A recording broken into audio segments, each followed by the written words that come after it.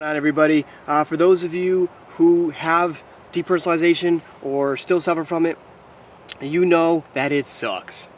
It's scary, it feels weird, it's uncomfortable as hell.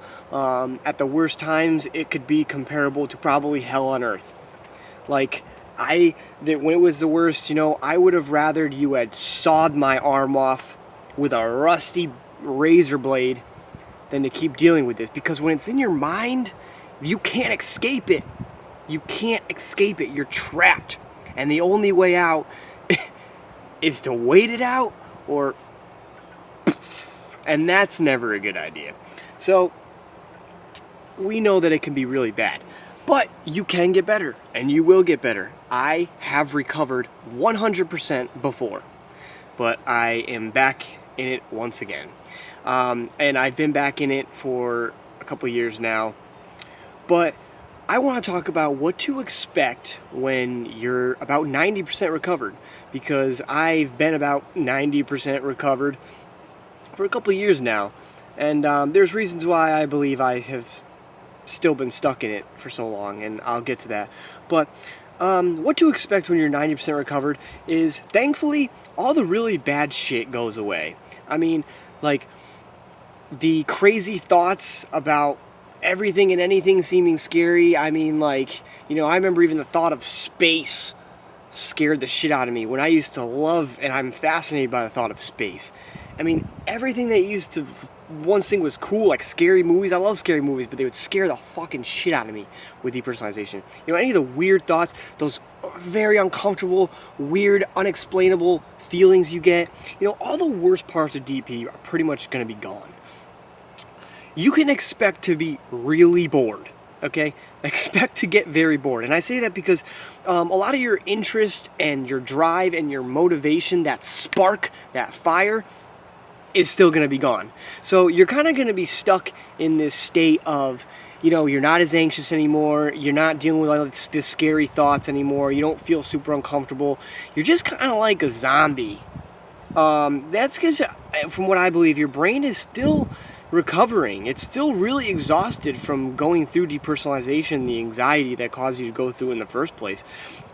So you don't have that fire within, that drive, that motivation, and it will come back, because mine has started to come back. But you do get very bored, and that's because you're not interested really in anything. And even though you will have interests, and like I have interests, and I'm just not really driven.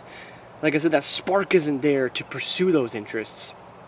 And luckily, as I've been getting better, it's been coming back more and more, but I'm just kind of stuck in this haze, this fog, so it's just kind of like bleh and boring, and that's the worst part about it. And I would take this over the worst parts that I've experienced any day. I mean, fuck.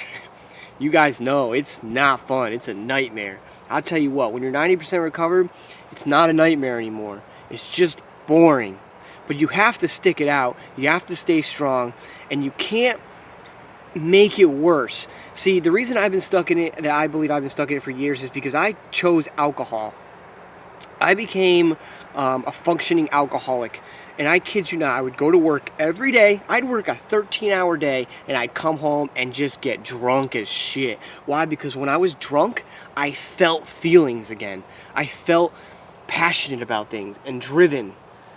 But then I would go to work, and I'd be so hungover, I would just be able to work, and I'd come home, and I would just not want to do anything but just drink, because the hangover took away my drive even more, my motivation, my energy even more. So I got stuck in a trap, in a cycle of going to work, coming home, and drinking.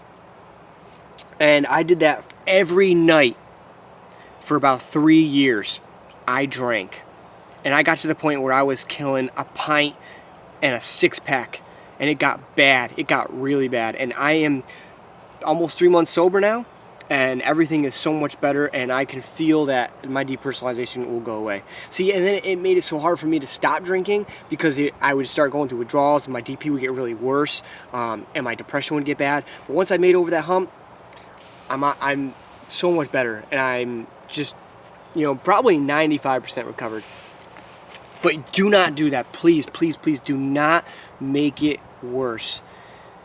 I even sometimes get so bored at night, I think about drinking, and I'm like, man, if I just had a drink right now, I'd feel so much better, I'd feel motivated. But that's bad. It's a trap.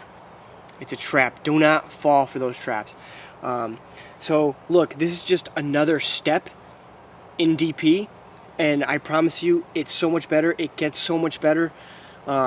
It's just another thing you have to deal with. Like, all the scary stuff is gone, but this boring shit can get really annoying. So you have to hang in there.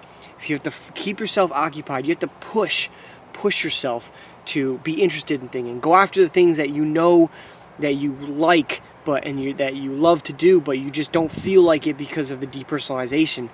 You know, it's not you that's not interested in these things anymore. It's the depersonalization doing this to you. So push yourself. You know, exercise.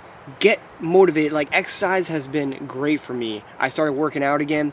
I started, doing cardio, and I feel so great after I'm done.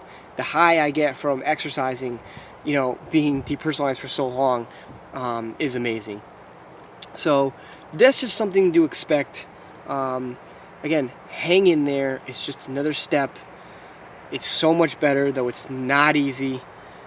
But if you just hang in there, stay strong, you will one day recover, and you'll be back to the normal. I promise you. Thank you. Have a good day. I hope you enjoyed this. Peace.